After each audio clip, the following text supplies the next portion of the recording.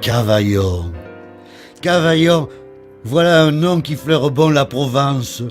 Le soleil, le thym, le sud, le chant des cigales, les vacances. Cavaillon, c'est aussi la patrie du melon, pardi. Ce fruit rond et dodu, juteux, goûteux, délice des gourmets. C'est lui qui a fait la réputation mondiale de Cavaillon. Cavaillon, bien sûr que ça n'est pas une grande ville, mais elle vaut bien un détour. Surtout l'été, pour déguster un melon mûr à point. Je vais vous raconter une anecdote que peu de gens connaissent. Vous m'en direz des nouvelles. Écoutez plutôt.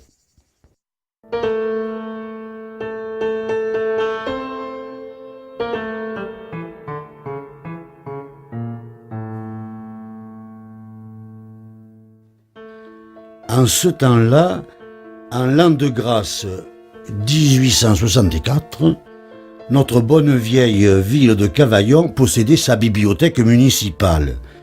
Mais ses étagères étaient bien vides.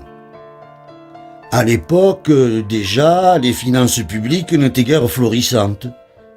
Comment se procurer des ouvrages pour les remplir, ces fameux rayons ? Le maire et ses conseillers se mirent à réfléchir.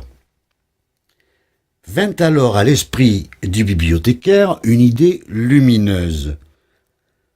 Pourquoi ne pas contacter des écrivains qui, dans leur immense bonté, accepteraient peut-être de confier ou même d'offrir une partie de leurs œuvres à Cavaillon, qui ne risque rien, n'a rien.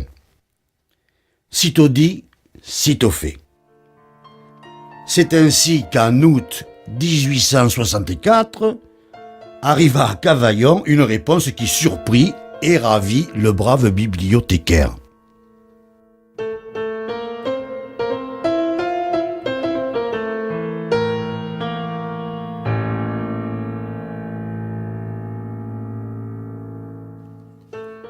Monsieur, aussitôt votre lettre reçue, je me suis empressé de m'entendre avec mon libraire, Monsieur Michel Lévy, pour qu'il vous envoie les 200 ou 300 volumes déjà parus de mes œuvres, et qu'au fur et à mesure qu'ils paraîtront, il vous fasse passer les autres. Trop heureux de répondre au grand honneur que vous me faites. Mais ayez la bonté de dire à Monsieur Tourelle, votre honorable maire, que je mets à cet envoi une condition. Si la ville et les autorités de Cavaillon estiment mes livres, j'aime fort leurs melons, et je désire qu'en échange de mes 300 ou 400 volumes, il me soit constitué, par arrêté municipal, une rente viagère de 12 melons par an. Les frais d'envoi, bien entendu, demeureront à ma charge. Veuillez agréer, monsieur, et faites agréer à votre honorable mère l'assurance de mes sentiments les plus distingués. Le 17 août 1864, signé Alexandre Dumas. Post-scriptum. J'apprends que M. Michel Lévy, en mettant la caisse de livres à la poste, a oublié de la franchir. Oh!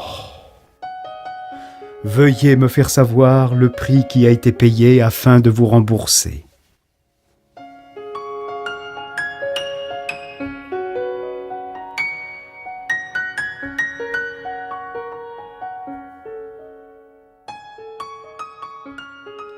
Le porc, qui le paya? Qui vous le dira? En tout cas, la caisse, elle arriva.